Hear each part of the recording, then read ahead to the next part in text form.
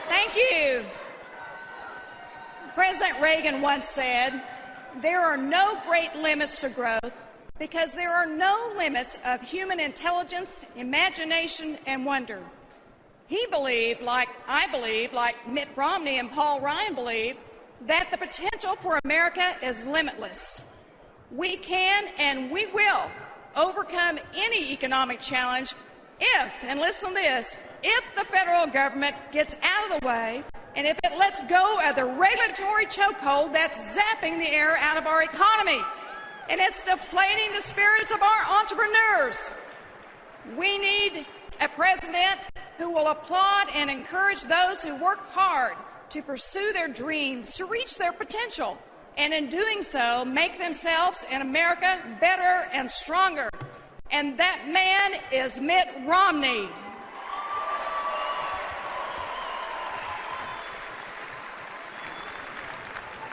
The history of the state of Oklahoma offers a great example of pursuing the American dream. It was built and settled by pioneers moving west to seek better lives. During the Great Land Run of 1889, thousands of families rushed up and put a stake down on empty plots of land. They built tent cities overnight. They farmed the land. They worked very hard. And in 1897, 8 years after the land run, a handful of very adventuresome pioneers risked their own money. And listen, it wasn't the federal government's money, no. They risked their own money to drill Oklahoma's first oil well, the Nellie Johnstone. And by doing so, these early day pioneers changed the future and the fortune of Oklahoma forever. And today, Oklahoma is one of the nation's key energy producers and job creators with an unemployment rate of 4.9%. Now, President Obama, he wants us to believe that Oklahomans owe that success to the federal government, to the Department of Energy or the EPA or the IRS or maybe even him. Well, Mr. President, we know better. And as in Oklahoma, we say, that dog won't hunt.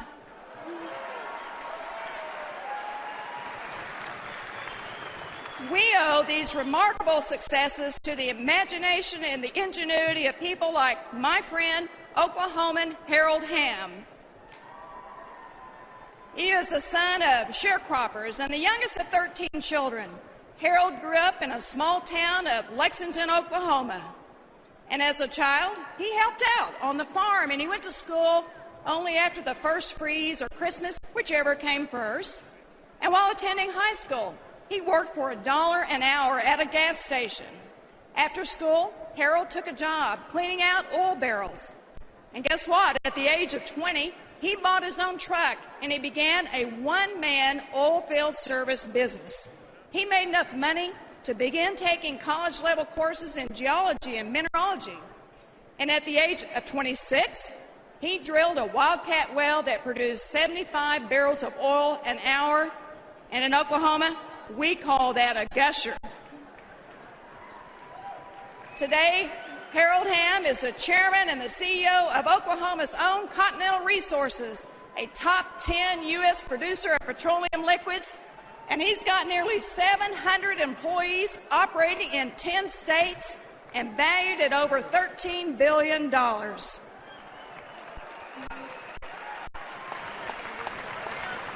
Now, Harold and his company are helping to power cars and homes and businesses all across the nation.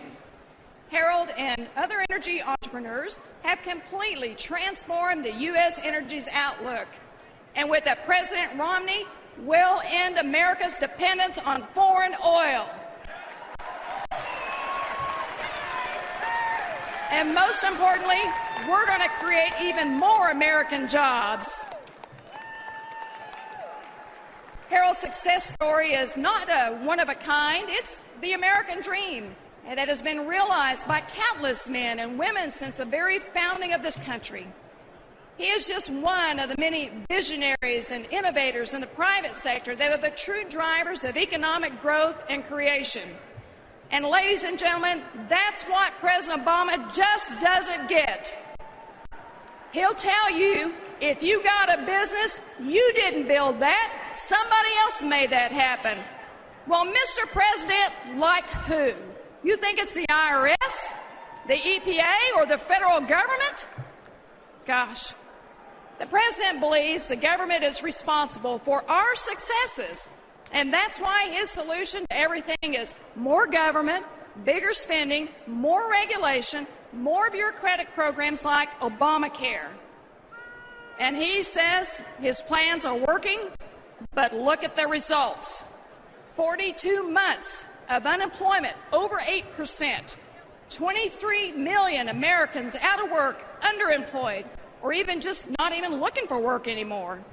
A nation that is threatened by nearly $16 trillion of debt. And families that are feeling pinched, not just by a bad economy, but by a president that promised hope and change and left many Americans with no hope and just change in their pockets. President Obama believes that the power of big government is the key to American success. But let me tell you, Mitt Romney believes in the power of the people.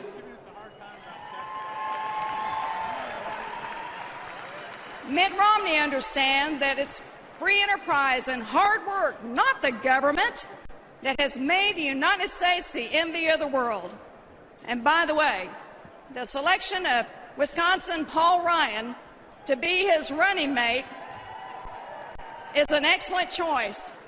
There are many reasons that he'll make a great vice president. Not the least to mention is that his wife is from Madill, Oklahoma.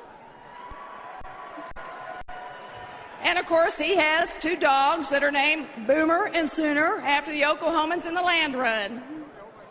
Well, ladies and gentlemen, the Romney-Ryan team will reverse the tide of decline and promote economic security.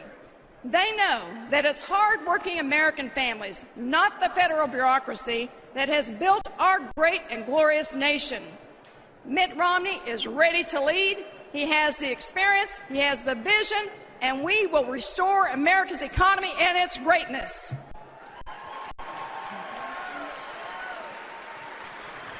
I am proud to support his candidacy for president, and as the next leader of the free world, Mitt Romney will make us all very proud. God bless you, and thank you.